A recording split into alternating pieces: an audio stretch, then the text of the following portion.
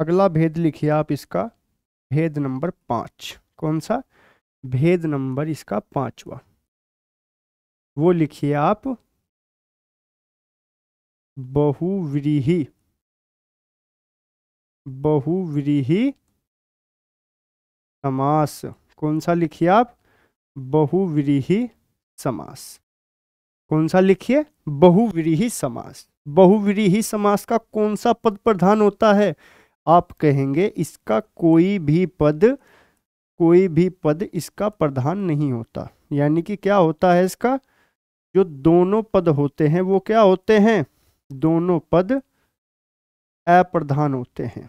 क्या होते हैं, दोनों पद इसमें अप्रधान होते हैं। तो प्रधान कौन सा शब्द होता है, यानी कि मुख्य पद कौन सा होता है इसमें?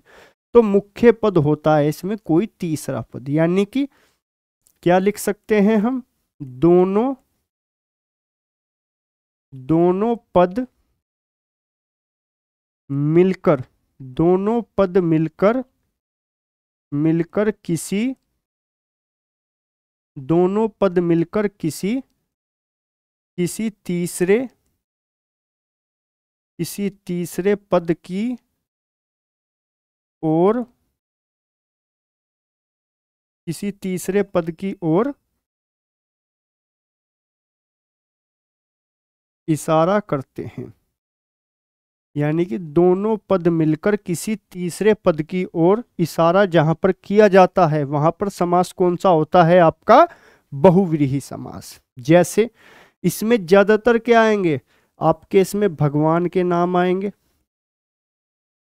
भगवान के इसमें ज्यादातर नाम आपके देखने को आपको मिलेंगे। ठीक है, जैसे मैं कह दूं गजानन में कौन सा समास है, गजानन, गजानन में कौन सा समास है?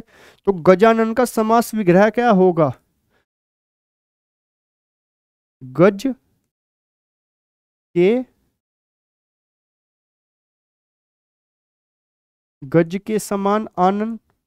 तो भाई गज के समान मुख किसका है, यानी कि किस देवता का मुख या किस भगवान जी का मुख हाथी के समान है? आप क्या कहेंगे, गणेश जी। आप क्या कहेंगे, गणेश जी। तो गज, आनन कैसा है, आनन किसके समान है, यानी कि सर किसके समान है? तो सर है इनका हाथी के समान। इसके बाद में महावीर, महावीर में कौन सा समास है, महावीर में यानी कि महान है जो वीर। क्या आ जाएगा, महान है जो वीर। तो भाई महान कौन है, यानी कि हनुमान जी।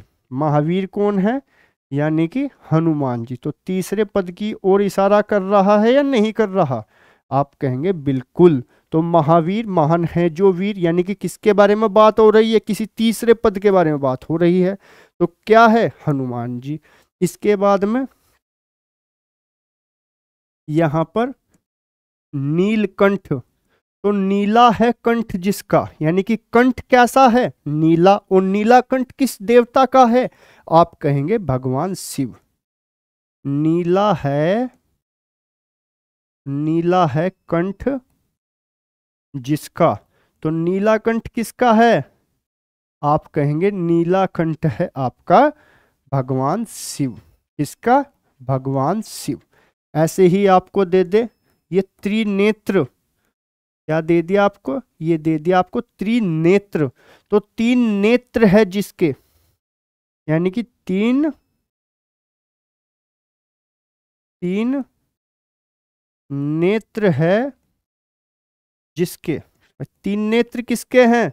आप कहेंगे ये भी किसके हैं, भगवान शिव के हैं। ये भी किसके हैं आपका, भगवान शिव के हैं। बात क्लियर हो गई होगी। इसके बाद कुछ और एग्जाम्पल, जैसे कि वो आपको दे दे कि चक्रपाणी। क्या दे दे, उसने आपको दे दिया चक्रपाणी, यानी कि चक्र को धारण करने वाला। तो चक्र को धारण किसने किया है, चक्र को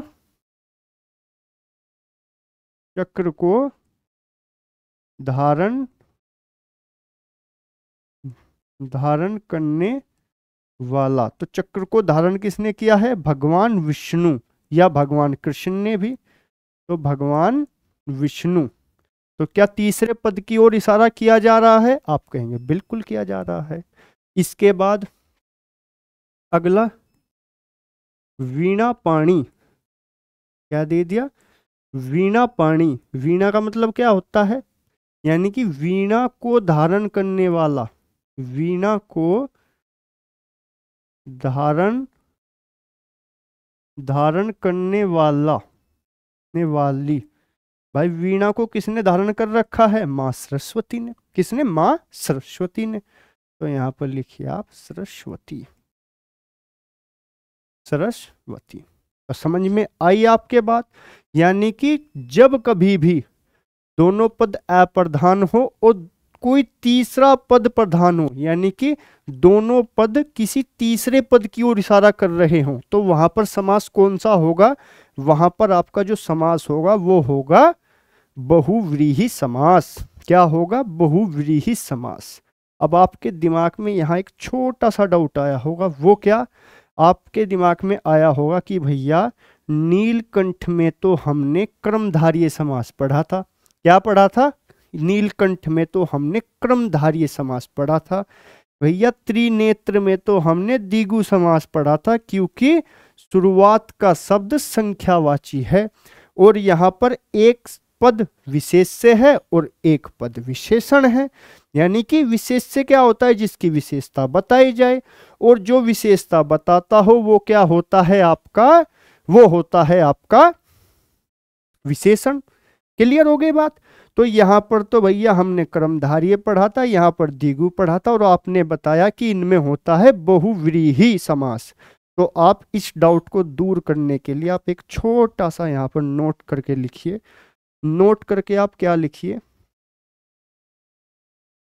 आप नोट करके यहां पर लिखिए क्या? जब कभी भी, जब कभी भी, जब कभी भी आपको, जब कभी भी आपको द्विगु, यानी कि किसी शब्द के द्विगु या क्रमधारय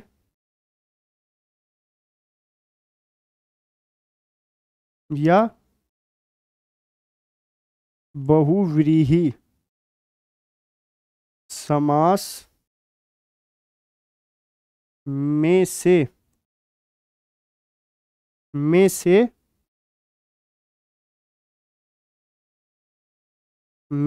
किसी एक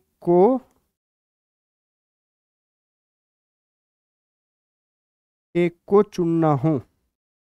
यानी कि जब कभी भी आपको द्विगु समास या क्रमधारय समास या फिर बहुव्रीहि समास में से आपको एक को चुनना हो, तो आप हमेशा किसको चुनेंगे? तो आप हमेशा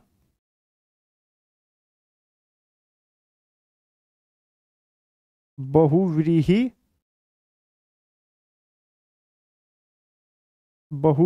समास को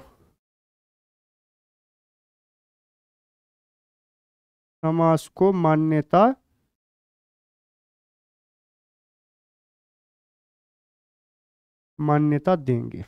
यानी कि जब कभी भी आपको क्रमधारय, द्विगु और बहुव्रीहि समास में से एक को चुनना हो, तो आप हमेशा बहुव्रीहि समास को मान्यता देंगे। जैसे कि यहां पर आपका लिख रहा था क्या? यहां पर आपका नीलकंठ लिख रहा है और आपको ऑप्शन में यहां पर क्रमधारय समास भी दे और आपको बहुव्रीहि समास भी ऑप्शन में मिले, तो आप हमेशा मान्यता किसको देंगे? बहुव्रीहि समास को मान्यता देंगे। जैसे त्रिनेत्र में आपको ऑप्शन में द्विगु समास भी मिले और बहुव्रीहि समास भी मिले। हाँ, इसमें दोनों, यानी कि मौजूद इसमें दोनों हैं, इसमें द्विगु भी है और बहुव्रीहि भी है, पर बहुव्रीहि के आने पर हम मान्यता बहुव्रीहि समास को ही देंगे। इसको देंगे, बहुव्रीहि समास को ही देंगे। क्लियर बात हो गई होगी। तो इसके बाद हम समास का अगला भेद पढ़ते हैं। अब तक हमने समास के 5 भेदों को यहाँ पर कंप्लीट कर लिया है। सबसे पहला भेद अव्ययी भाव समास। अव्ययी भाव समास जो होता है उसकी मैंने पहचान आपको क्या बताई थी, उसकी मैंने आपको 3 पहचान बताई। सबसे पहला, यदि कभी भी आपको कोई यथा वाला शब्द दिखाई दे तो समास कौन सा होगा, अव्ययी भाव।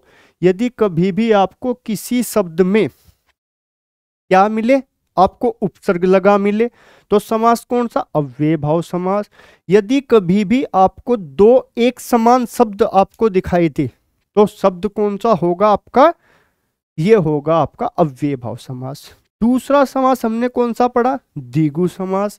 द्विगु समास में मैंने आपको क्या बताया, यदि कभी भी आपको प्रथम पद यानी कि पूर्व पद संख्यावाची मिले तो आप आंख बंद करके क्या लगा देंगे, द्विगु समास। तीसरा बताया मैंने आपको क्रमधारीय समास। क्रमधारीय समास में एक पद विशेषण और एक पद विशेष्य होता है। विशेष्य क्या होता है, जिसकी विशेषता बताई जाए, और विशेषण क्या होता है, यानी कि जो विशेषता बताते हों, वो क्या होगा आपका, वे होंगे आपके विशेष्य और विशेषण। यानी कि जिस समास में आपका एक पद विशेष्य और एक पद विशेषण हो वहां पर कौन सा होगा आपका क्रमधारीय समास। द्वंद्व समास कौन सा होता है, द्वंद्व समास होता है आपका जहां पर दोनों पद प्रधान हो, यानी कि आपको कभी भी विलोम शब्द दिखाई दे या कभी भी आपको 2 पद ऐसे मिले जिनका अपना अलग अलग अर्थ है, तो वहां पर आप समास क्या लगाएंगे, वहां पर आप समास लगाएंगे कौन सा, वहां पर आप लगाएंगे द्वंद्व समास। इसके बाद अगला भेद, अगला पढ़ा हमने बहुव्रीहि समास। बहुव्रीहि समास का कोई भी पद प्रधान नहीं होता। बहुव्रीहि समास का, बहुव्रीहि समास का कोई तीसरा पद प्रधान होता है, यानी कि दोनों पद मिलकर किसी तीसरे पद की ओर इशारा करते हैं, तो वहां पर कौन सा होगा, हमेशा बहुव्रीहि समास। जैसे कि इसमें सभी देवताओं के नाम आ जाते हैं या किसी भी ऐसे अन्य व्यक्ति की ओर जब इशारा किया जाए तो वहां पर क्या होगा, वहां पर होगा क्या, बहुव्रीहि समास। इसके बाद मैं आपको एक नोट करके एक चीज लिखाई, यदि कभी भी द्विगु समास या क्रमधारीय समास या बहुव्रीहि समास आपको ऑप्शन में दिखाई दे तो आप हमेशा मान्यता किसको देंगे, आप हमेशा मान्यता बहुव्रीहि समास को देंगे। क्लियर होगी बात। इसके बाद इसका अगला भेद आप लिखिए। अगला भेद होता है इसका,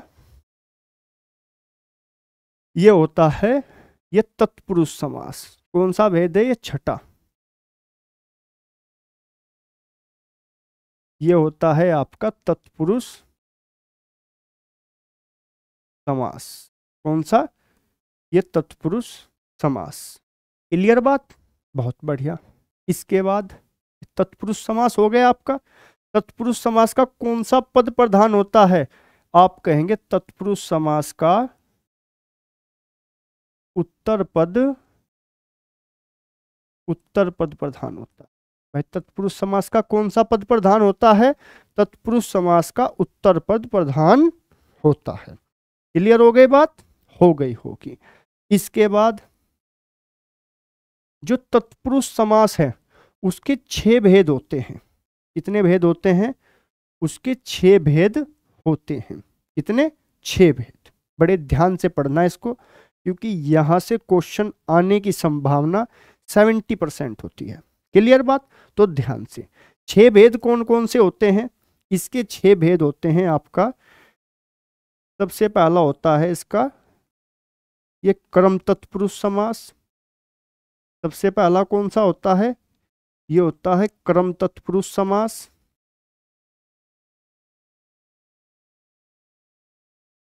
दूसरा भेद कौन सा होता है, ये होता है इसका करण तत्पुरुष समास। ये होता है इसका करण तत्पुरुष समास। तत्पुरुष समास। और जो इसका तीसरा भेद होता है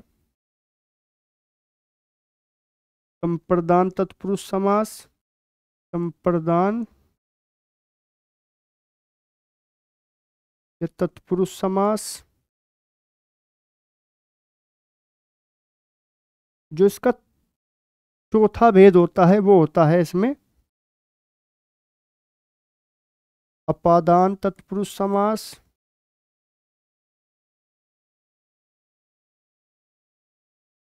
अपादान तत्पुरुष समास।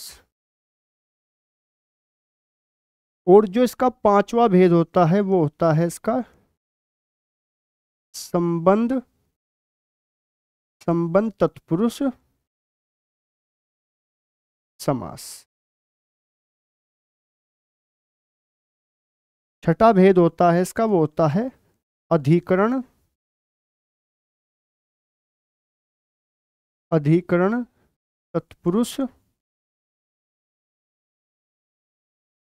समास, अधिकरण तत्पुरुष समास। कितने भेद होते हैं तत्पुरुष समास के? 6 भेद। पहला ये क्रम तत्पुरुष समास, दूसरा ये कर्ण तत्पुरुष समास, तीसरा संप्रदान तत्पुरुष समास, चौथा अपादान तत्पुरुष समास, पांचवा संबंध तत्पुरुष समास और छठा अधिकरण तत्पुरुष समास। क्लियर? अब जो ये क्रम तत्पुरुष समास होता है इसकी कारक विभक्ति होती है। क्या होती है इसकी? इसकी कारक विभक्ति होती है। तो इसकी विभक्ति क्या होती है? जो विभक्ति, जो कारक विभक्ति होती है, ये कारक चैप्टर है आपका हिंदी में, ये उसी के ही भेद हैं जिसमें से इसमें 2 भेद मौजूद नहीं है। सबसे ऊपर आता है इसमें कर्ता कारक, सबसे नीचे आता है इसमें संबोधन कारक। वे 2 भेद तत्पुरुष समास के अंतर्गत नहीं आते, कारक के 6 भेद इसमें आते हैं। क्लियर हो गई बात? बिल्कुल भी दिमाग में यहाँ पर कारक की बात नहीं लानी। तो जो क्रम तत्पुरुष समास है उसकी विभक्ति क्या होती है? उसकी विभक्ति होती है, उसकी विभक्ति होती है को। क्या विभक्ति होती है उसकी? उसकी विभक्ति होती है आपका को। इसकी को विभक्ति होती है। जो कर्ण तत्पुरुष समास है उसकी विभक्ति क्या होती है? उसकी विभक्ति होती है से, या से का ही अर्थ क्या होना चाहिए? के द्वारा। से का ही अर्थ क्या होना चाहिए? के द्वारा। इसके बाद संप्रदान तत्पुरुष की कारक विभक्ति क्या होती है? इसकी कारक विभक्ति होती है के लिए। क्या होती है? के लिए। इसके बाद अपादान तत्पुरुष की विभक्ति क्या होती है? ये होती है से। अब आप कहेंगे कि से तो भैया ये कर्ण तत्पुरुष में भी है और से अपादान में भी है, पर जो से अपादान का है ये अलगाव को दर्शाता है। ये यहाँ किसको दर्शाता है? ये अलगाव को दर्शाता है। क्लियर बात? यानी कि अलग करता है ये चीजों को। जैसे कि बिल्ली छत से कूद गई, तो बिल्ली छत से क्या हो गई? अलग हो गई। और इसमें मैं पेंसिल से लिखता हूं, तो मैं पेंसिल से को हटाकर क्या से के स्थान पर के द्वारा मैं बैठा सकता हूं? आप कहेंगे बिल्कुल, मैं पेंसिल के द्वारा लिखता हूं। तो अगर से के स्थान पर कभी के द्वारा भी फिट बैठ जाए तो वहां पर हमेशा क्या होगा? वहां पर हमेशा कर्ण तत्पुरुष होगा। और यदि से के स्थान पर के द्वारा फिट ना बैठे और अलगाव की स्थिति को दर्शाया गया हो तो वहां पर अपादान तत्पुरुष होगा। जो संबंध तत्पुरुष की कारक विभक्ति होती है वे होती है का, के, की, रा, रे, री, ना, ने, नी, ये होती है। और जो आपका अधिकरण तत्पुरुष समास होता है उसकी कारक विभक्ति क्या होती है? उसकी कारक विभक्ति होती है में और पर। इसकी कारक विभक्ति क्या होती है? में और पर। क्लियर? जो हमारा तत्पुरुष समास है उसमें क्या होता है? उसकी पहचान क्या होती है? इसकी पहचान होती है कि जो हमारा ये तत्पुरुष समास है इसमें इसका समास विग्रह, इसका समास विग्रह, विग्रह क्या होता है? बड़ा करना शब्द को। रसोई घर को का अगर मैं समास विग्रह करूं तो क्या करूंगा? बड़ा करने की प्रक्रिया समास विग्रह है। इसका समास विग्रह करते समय, इसका समास विग्रह करते समय इसमें कारक विभक्ति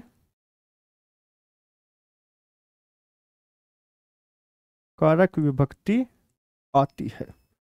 क्या आती है इसमें कारक विभक्ति आती है। क्लियर।